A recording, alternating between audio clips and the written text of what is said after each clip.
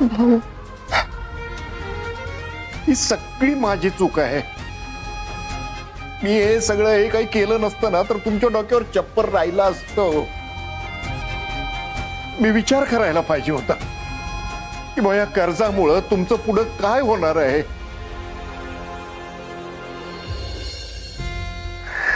लई मोठी चूक झाली, लई मोठी. मी हे घर घाण ठेवायलाच नको होतं. भाऊ बास आता, तुम्ही नका विचार करू त्याचा. भाऊ अहो, आपल्यावर ही वाईट वेळ आली ती काय तुमच्या चुकीमुळे नाही आली. त्यावेळी तुम्हाला जे योग्य वाटलं तुम्ही तेच केलं आणि तुम्ही नका टेन्शन घेऊ. अहो आम्ही भावंड आहोत की दोघं, आम्ही करू काहीतरी. आता इथून पुढे आम्ही बघू सगळं. तुम्ही अजिबात टेन्शन घेऊ नका. होय ना दादा?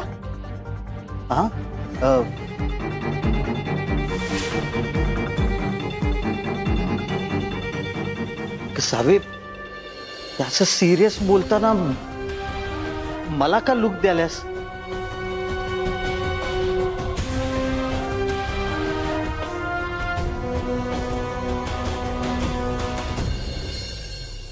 म्हणजे तुला नाही तर मग कोणाकडे बघू?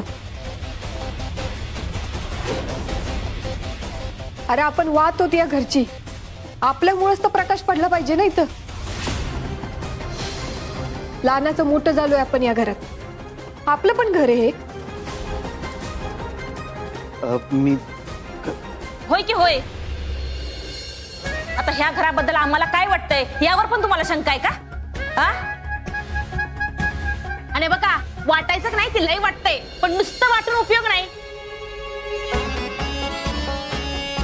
यांना वाटत असेल घराचा हप्ता भरावा, पण कुठनं भरणार आहेत? काय दात पाडून देणार आहेत का? आणि तसं असेल की नाही तर ह्यांनी आधी आम्हाला सांगायला पाहिजे होतं, आम्ही कर्ज काढणार आहे, तुमचं दात छापून ठेवा, कधी पण पाडून द्यायला लागतील म्हणून.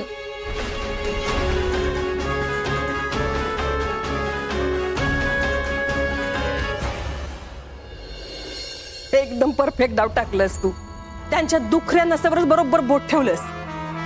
त्या घरावर काढलेलं लोन एवढा अंगाशी येईल असं कधी विचार पण केला नसेल त्यांनी. धैर्य, आता काय आपल्याकडे भीक मागितल्याशिवाय पर्याय नाही त्यांच्याकडे. दुखरीनं जरी असली तरी त्यावर उपाय करणारे डॉक्टर काय कमी नाही. भाऊराव सज्जन माणूस आहे, लय ओळखी आहेत त्याच्या. लय लोक आहेत त्याला मानणारी, त्याचा उदो उदो करणारी.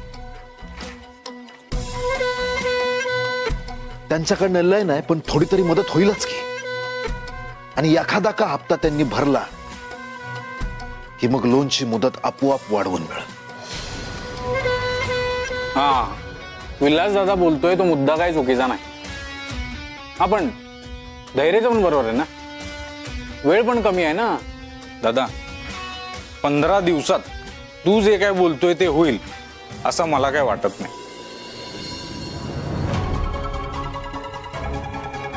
म्हणून धैर्याने जे केलंय ते बरोबर केलंय. हा गडबड होऊ शकते पण नाही होणार याची दक्षता धैर्याने घेतली असं आहे की नाही. तुझ्या डोक्यात काय तर प्लॅन असणारच. हा मागचा प्लॅन काय वर्कआउट झाला नाही. नाना,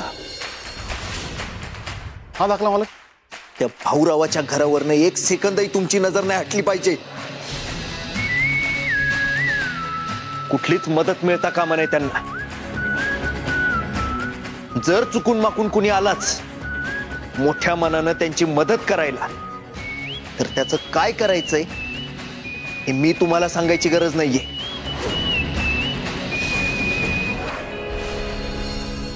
त्यांना मदत करायला येणारा प्रत्येक हात आधी माझ्याशी शेक हँड करणार आणि मी त्यांना माझ्या बाजूने वळवणार.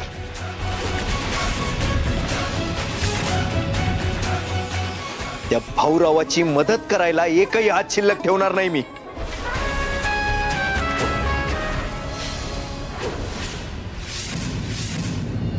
हे बघा वंच, मी तुम्हाला मनापासून एक गोष्ट सांगते.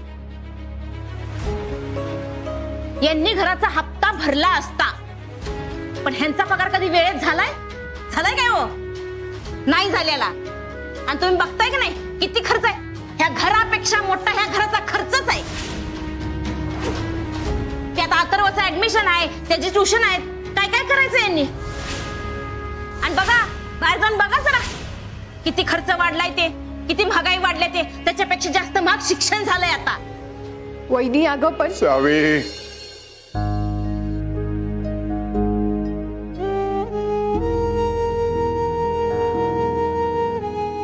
भाऊ पण नको बोलू त्यांना काही. आपणच मार्ग काढूयात ना काहीतरी.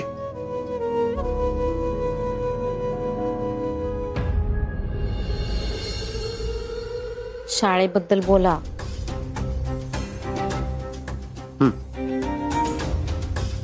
बोला की.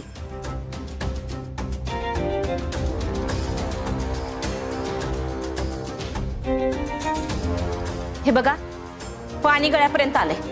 कधी नाका तोंडात जाईल काही सांगता येत नाही. आणि ह्यातनं जर का वाचायचं असेल तर शाळा हे लास्ट ऑप्शन आहे.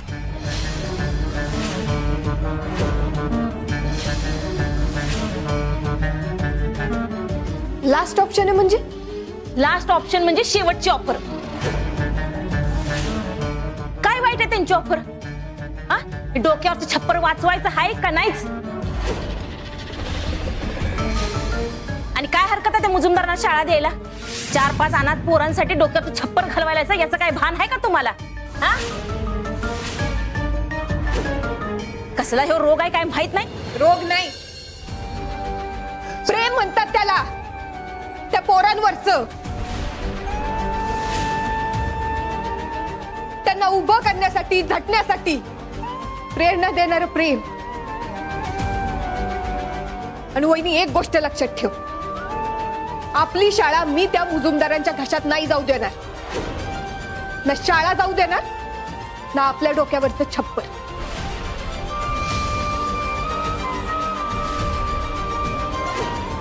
बर, बोलाचा भात आणि बोलाची कडी. नुसतं बोलून काय होत नाही. आतापर्यंत लय प्रॉब्लेम मधनं मार्ग काढलाय मी, याच्यातून पण काढलाय की तुम्ही मार्ग काढलाय. आणि आता पण तुम्ही मार्ग काय काढायचं नाही ते ठरवलंय सा. आम्हाला या घरातनं बाहेर काढायचं, आम्हाला पण रस्त्यावर आणायचं, हेच ठरवलंय तुम्ही. चला हो, आपला हंतरूर पांघरून घ्या. चला. कुठं कुठं? आजपासून आपण बाहेर झोपायचं. चला. अगं दीपे, जरा शांत हो. ऐक, हे बघ, अजून विचार कर. थंडीचे दिवस आहेत, बाहेर कडाक्याची थंडी आहे. माहित आहे मला, माहित आहे मला, बाहेर लय थंडी आहे ती. बोचणारी थंडी आहे. आता या बोचणाऱ्या थंडीची वाऱ्याची सवय करून घ्यायला नको आपल्याला. माझं लेकरू पोरांचं काय सोचणार आहे सगळं. चला तुम्ही. ऐक तरी मला काय नाही ऐकायचं. आत्ताच आठवलं, परत तुझं काय सुरू झालं? तर चल रे. अगं झोपलंय लेकरू ते. ऐक तरी जरा. काय सांगू नका. परत आता रात्रीचा तमाशा कशा? दीपा, हे सगळं करायची काय पण गरज नाहीये. दीपा, पुरी हट्टीपणा करू नको. हे घर अजून तरी आपल्याच ताब्यात आहे. अजून आहे हो, पण कधी जाईल सांगता येत नाही. तुम्ही काय तहान लागल्यावर हिर खंडाला जाणार आहे काय? आतापासून सवय करून घ्यायला नको. चला हो. दीपा थांब ग. कशाला थांबू? आम्हाला थांबवायची काय ताकद लावतायच नाही. त्यापेक्षा त्या शाळेचं काय करायचं ह्याचा विचार करा. चला. दीपे, चल रे बाळा. अगं दीपे ऐक की ग. दीपे, रात्र झाल्या. दीपे,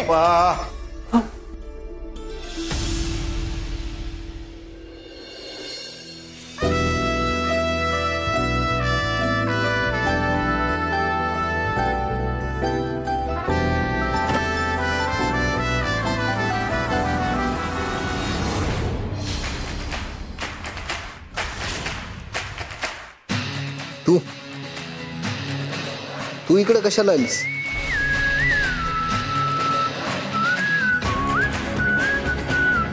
कशाला पाहिजे तुला आमची शाळा?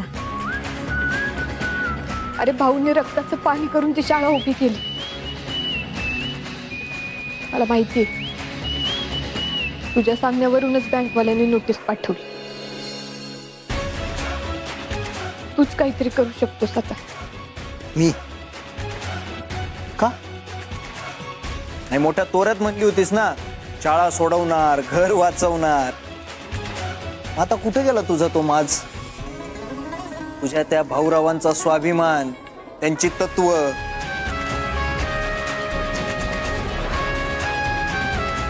अरे तुला कळत नाहीये का, त्या गरीब पोरांच्या डोक्यावरचं छप्पर जाईल, आम्ही रस्त्यावर येऊ. असं कसं वागू शकतो रे तू? जरा पण माणुसकी नाहीये तुझ्यात.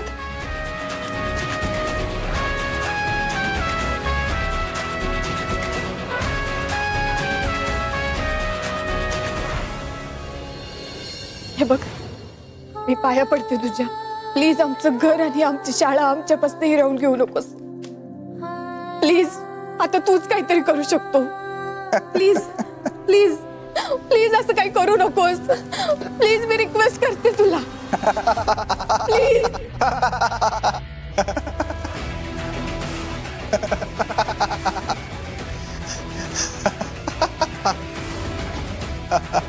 धैर्य, अरे एकटाच का असतं?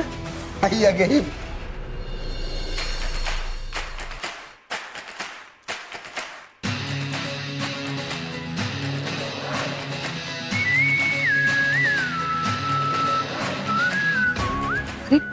काय झालं?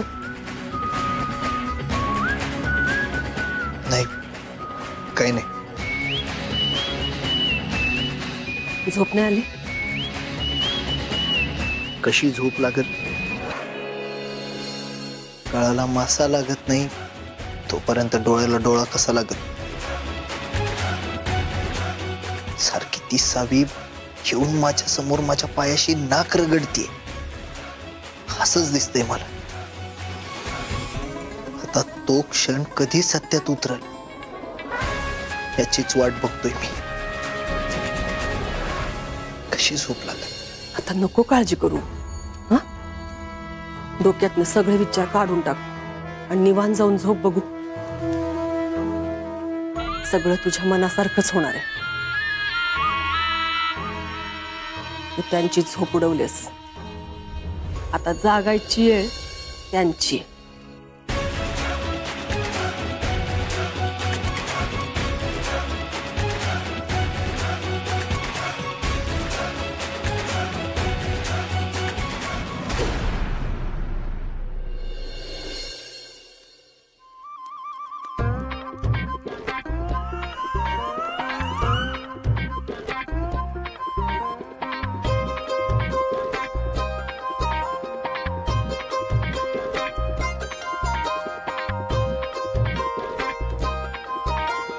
कसले भारी आकाश दिसाले.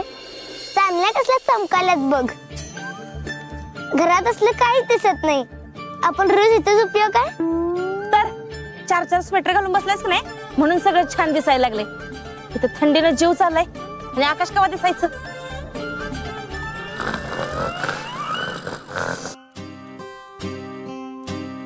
होय हो.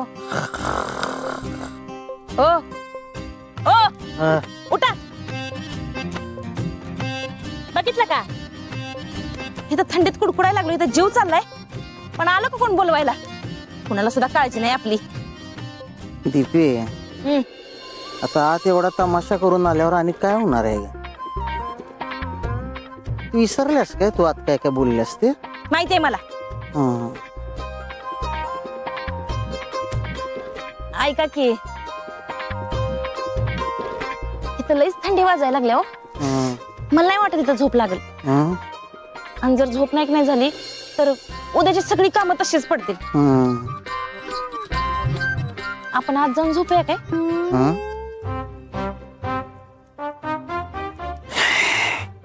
दीपे, ते वर आकाशात चांदणे आहेत की नाही, तशाच तुझ्या डोक्यात पण आहेत काय ग? हल्ली की नाही मला तुझं काय पण कळणार झाले. माझ्या डोक्यात चांगला प्रकाश आहे, तुमच्या डोक्यात प्रकाश पडणार झालाय. काय करायला?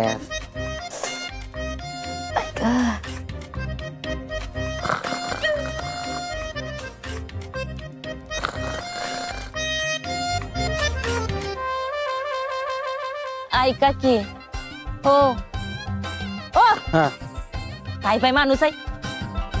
ऐका की आज सगळे झोपले असतील का नाही. मग आपण हळूच आत जाऊन झोपूया काय. कुणाला काही कळणार पण नाही. दीपे असं कसं चुकीचं दिसतंय ते. आपण आपल्या दिलेल्या शब्दाला जागाय पाहिजे. हो शब्दाला जागणार ग बसा. इथं मरणाची थंडी वाजायला लागल्या. हाडाबरोबर कुठं कुठं काय काय वाजायला लागलं नाही ती पण कळण झाले. उठा चला ए उठ रे चल. आली बाबा एकदा जाकल. काय म्हणला. नाही परत बाहेर यायचं नाही ना. नाही नाही चला उठा ए उठ चल. चल बाबा तिच्या इकडे चला दिवशी घ्या.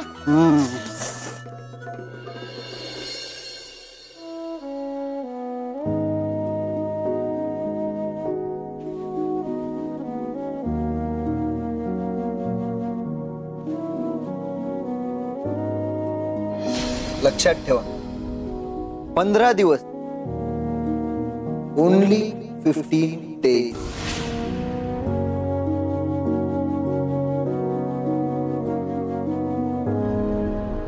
अगं झोपली नाही सोय.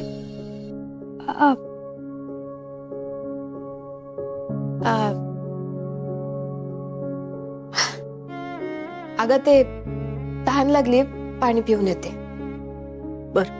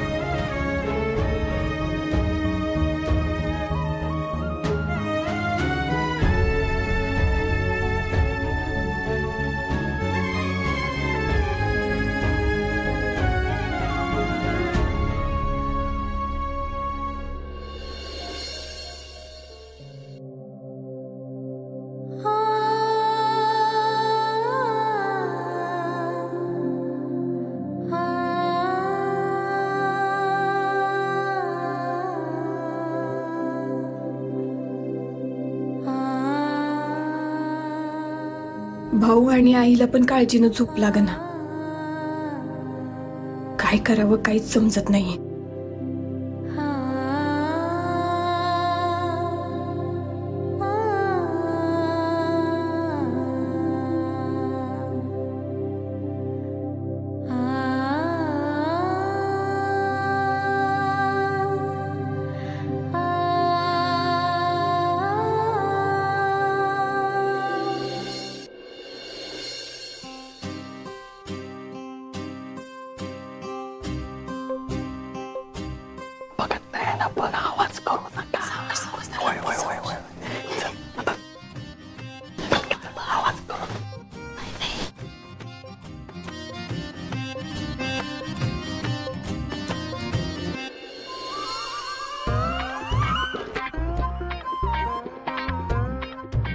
जागी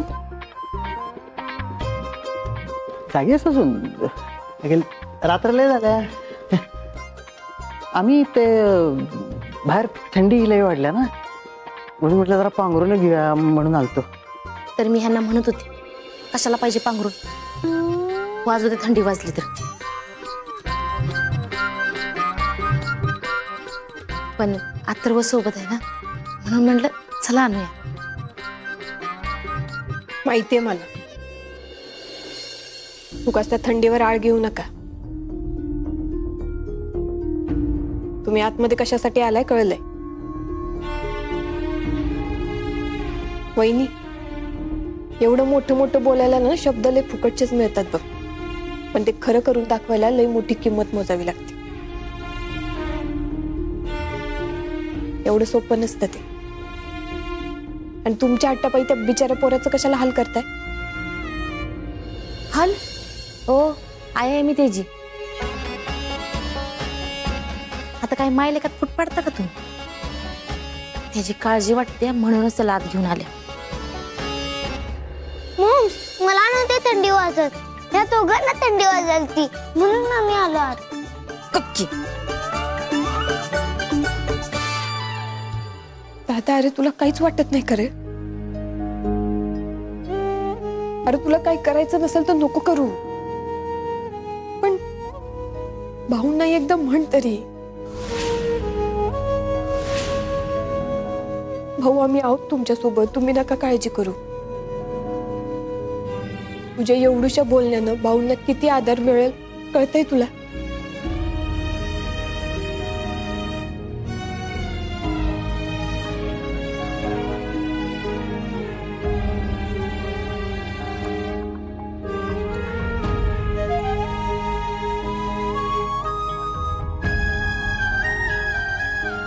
ठीक आहे, थंडी एवढी वाढली की मन पण गोठायलीत की काय कळना.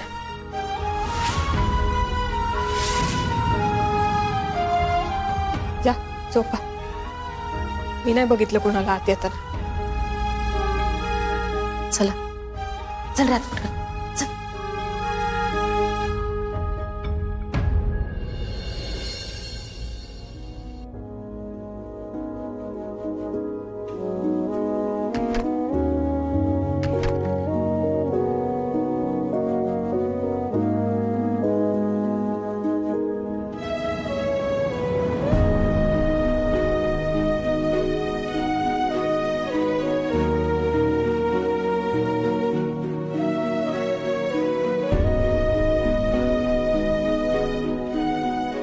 भाऊ, मी प्रॉमिस करते तुम्हाला, सगळ्यांनी साथ सोडली तरी मी तुमची साथ कधीच सोडणार नाही.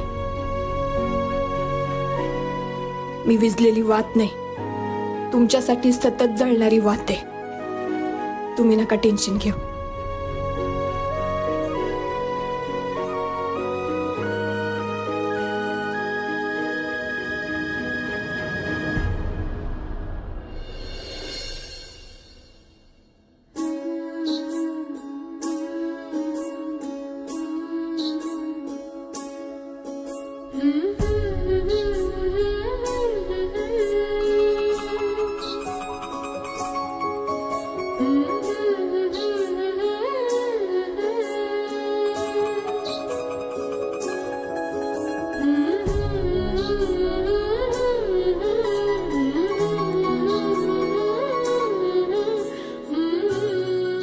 देवा, मला बळ दे लढण्याचं, रुजण्याचं, या प्रसंगातून यशस्वीपणे निघण्याचं.